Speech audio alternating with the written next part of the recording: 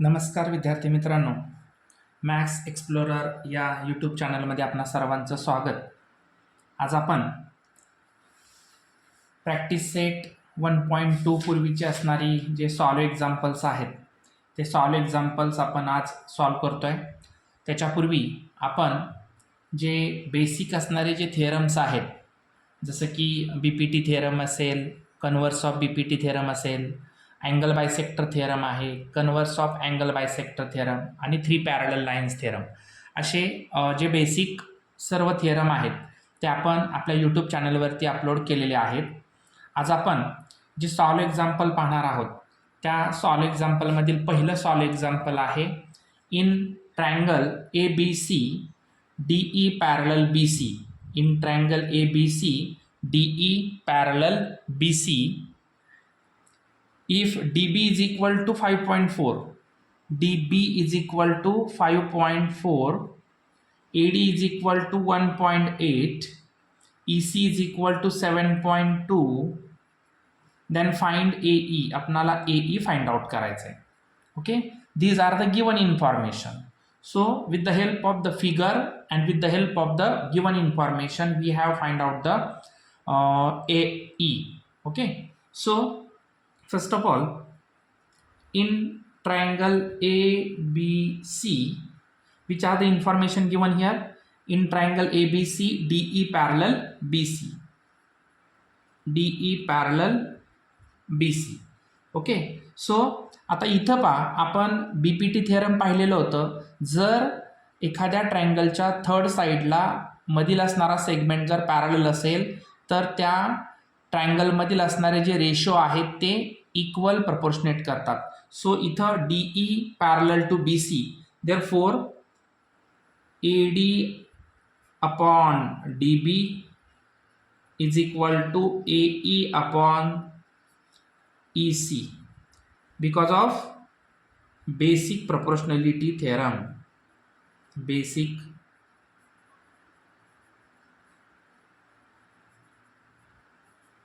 proportionality theorem.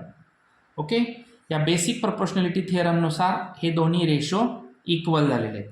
आता आपण त्याचे जे दिलेले इन्फॉर्मेशन आहे, म्हणजे दिलेले मेजरमेंट्स आहेत, ते मेजरमेंट टाकून घेऊया.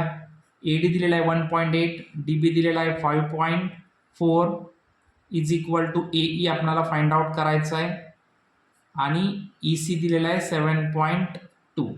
सो क्रॉस मल्टिपल करून घेऊया. AE into 5.4 is equal to 1.8 into 7.2. So therefore AE is equal to, हे 5.4 मल्टिपल आहेत, अपोजिट बाजूला गेल्यानंतर ते डिवाइडमध्ये जाणार. आता पहा, इथं 1 पॉईंट आहे, इथं 1 पॉईंट आहे, पॉईंटला पॉईंट कॅन्सल झाला. ओके, इथं एका घरानंतर पॉईंट, इथं एका नंतर, सो पॉईंटला पॉईंट कॅन्सल झाला. 18 1 जा 18, 18 3 जा 54. सो आता इथं 7.2 ला 3 ने डिवाइड करायचं आहे. 3 2 जा 6, 1 3 4 जा 12. So therefore AE is equal to 2.4 centimetre. Unit given here centimeter, so AE is equal to 2.4 centimetre. Okay, इथं AE आपल्याला मिळालेलं आहे. अशा पद्धतीने हे पहिलं सॉल्व एक्झाम्पल आहे. यानंतर आपण सेकंड सॉल्व एक्झाम्पल सॉल्व करूया. काय दिलेले बघा, in triangle PQR segment RS bisect angle R. बघा, in triangle PQR segment RS is bisect the angle R. Angle R ला इथं बायसेक्ट केलेले RS ने. Okay, if PR is equal to 15, RQ is equal to 20, PS is equal to 12, then find the SQ. Okay, these are the given information. So here in triangle PQR, in triangle PQR segment RS bisects angle R. Okay, so आता इथं ज्या अर्थी इथं angle R ला bisect केले त्या अर्थी इथं आपण अँगल बायसेक्टर थेरमनुसार इथल्या दोन सेगमेंटचा ratio is equal to P R upon R cube. Therefore P R upon R cube is equal to P S upon S cube. P S upon S cube. तर मेजरमेंट टाकूया. P R दिलेलं आहे 15, R Q 20 is equal to P S 12 divided by S Q आपल्याला find out करायचं. So cross multiple करून घ्या. Therefore 15 into S Q is equal to 20 into 12. So S Q is equal to 20 into 12 divided by 15. हे 15 इकडे आल्यानंतर divide झालं. 5 4 जा 20, 5 3 जा 15, 3 1 जा 3, 3 4 जा 12. सो 4 4 जा 16. So S Q is equal to 16. Okay, आपल्याला एस क्यू फाइंड आउट करायचा होता. इथे एस क्यूची व्हॅल्यू मिळालेली आहे. Take a screenshot. Then next आपण इथं ज्या ॲक्टिव्हिटीज आहेत ह्या ॲक्टिव्हिटीज सॉल्व करणार आहोत. बघा आपल्याला तिथंच ॲक्टिव्हिटी दिलेल्या आहेत. ही फिगर दिलेली आहे. 3 पॅरलल लाईन्स आणि या 2 जे ट्रान्सव्हर्सल आहेत त्या ट्रान्सव्हर्सलशी रिलेटेड असणारा हा क्वेश्चन आहे. In figure A B parallel C D parallel E F. A B parallel C D parallel E F. A C is equal to 5.4. A C is equal to 5.4. C E is equal to 9. B D is equal to 7.5. So then find the D F. आपल्याला D F find out करायचं आहे. Okay, आता इथं दिलेल्या इन्फॉर्मेशननुसार इथं value फक्त आपण आता पुट करूया. ए सी बघा A C upon C E. A C upon C E. इथं B D upon D F. B D upon D F 5.4 upon 9. So इथं बी डी दिलेला आहे 7.5 divided by D F.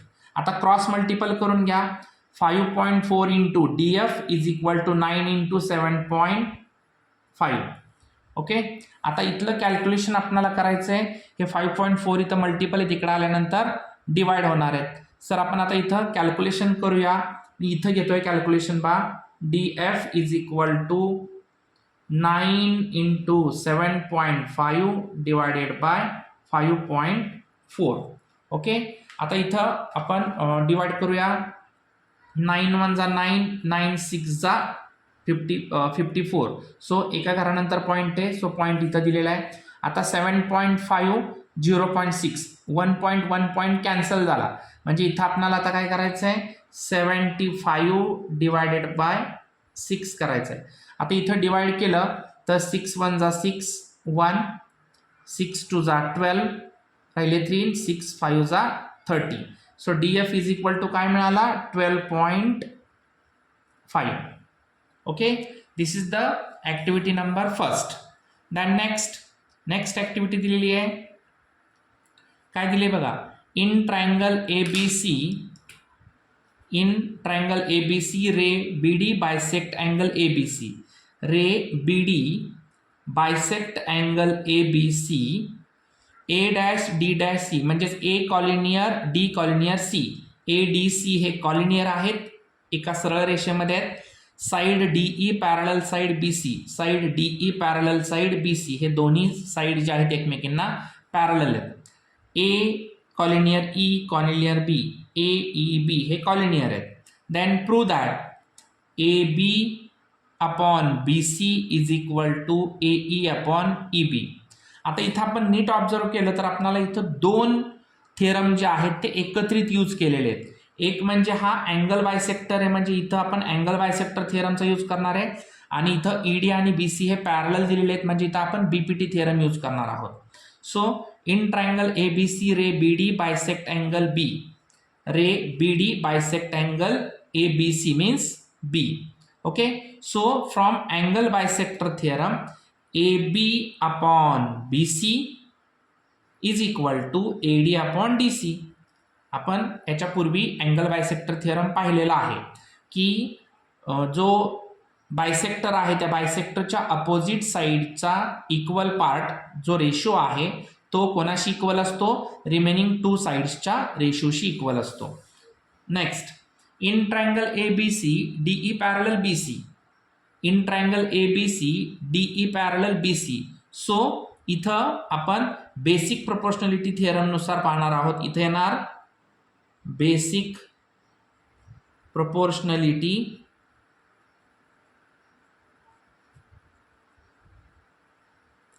Theorem.